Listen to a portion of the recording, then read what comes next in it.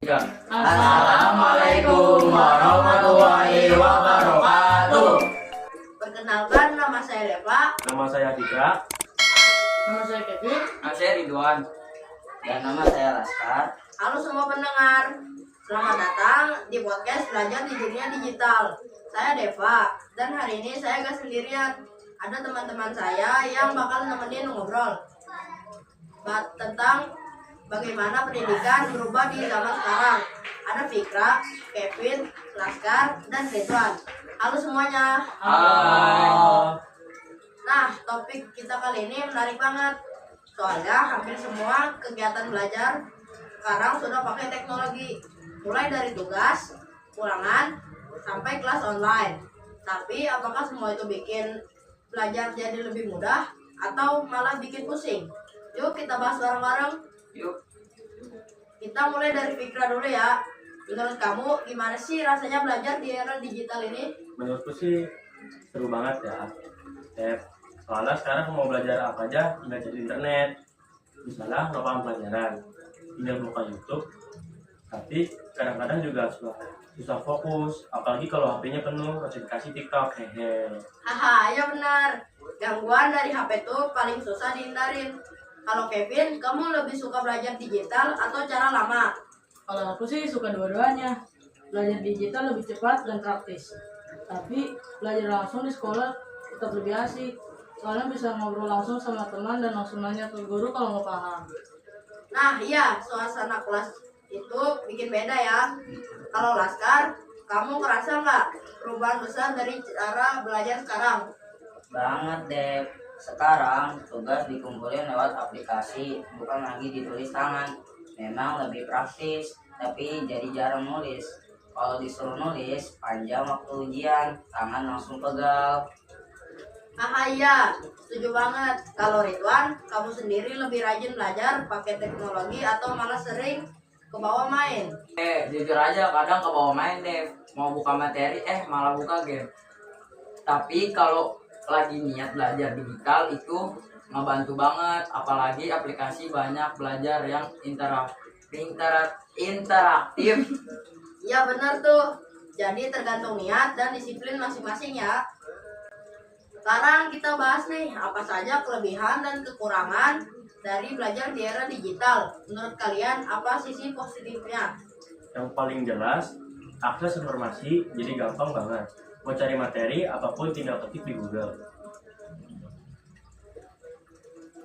Iya, terus kita juga bisa belajar lewat video, podcast, bahkan game edukasi. Jadi belajar nggak ngebosenin. Selain itu, teknologi bikin kita lebih kreatif. Sekarang tugas bisa dibuat dalam bentuk video, desain, atau animasi. Sisi negatifnya juga banyak. Salah satunya kita bisa kecanduan main HP, mau belajar malas scroll media sosial berjam-jam. Iya tuh, sering banget kejadian kayak gitu. Gimana cara kalian biar gak kebablasan? Aku biasanya potong timer belajar. Jadi setelah 45 menit, aku bisa 10 menit, lumayan efektif sih. Aku pilih tempat belajar yang jauh dari HP. Kalau enggak, pasti tergoda buat buka media sosial. Kalau aku pas belajar, aku aktifin mode jangan ganggu. Jadi gak ada notifikasi masuk. Aku belajar bareng-bareng teman lewat video call, jadi bisa saling mengingatkan. Kalau ada malah kebuka hal yang lain. Wah, tips kalian keren semua. Jadi intinya teknologi bisa bantu, tapi kita harus ngatur, bukan malah dikendalikan. Sekarang ceritain dong, kapan kalian ngerasa teknologi benar-benar bantu dalam belajar? Waktu itu, aku susah banget ngerti pelajaran matematika. Akhirnya, cari video penjelasan di YouTube. Dan ternyata, cara penjelasannya beda. Jadi, langsung paham, nilai ulangan pun naik.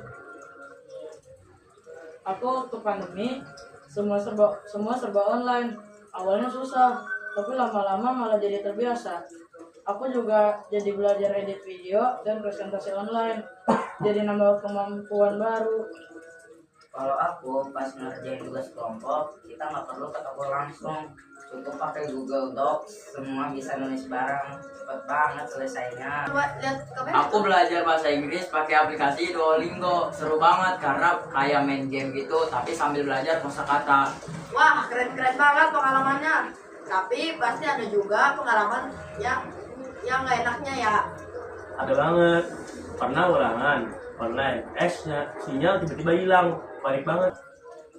Aku juga pernah tugas sudah diketik panjang, tapi laptopnya malah error dan filenya nggak kesimpan. Berarti bukan cuma pintar teknologi, tapi juga harus sering save kerjaan ya. Sekarang coba bayangin deh, menurut kalian masa depan pendidikan bakal kayak gimana? Aku rasa nanti semuanya bakal makin digital deh. Mungkin belajar pakai virtual reality. Kayak beneran masuk ke dunia pelajaran gitu. Wah, keren! Belajar sejarah bisa jalan-jalan ke masa lalu ya. Tapi aku tetap harap guru tetap ada. Karena mesin nggak bisa kasih motivasi kayak manusia. Iya, teknologi boleh maju, tapi karakter dan moral juga harus diajarin. Itu nggak bisa diganti sama komputer.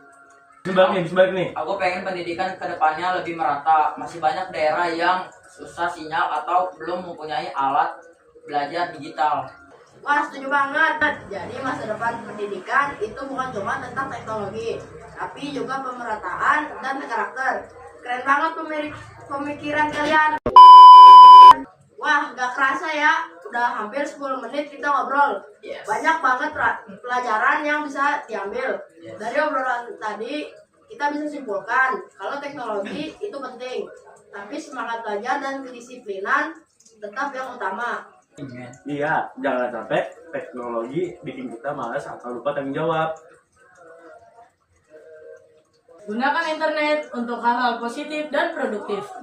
Belajar bukan cuma dari sekolah, tapi dari mana aja asal kita mau.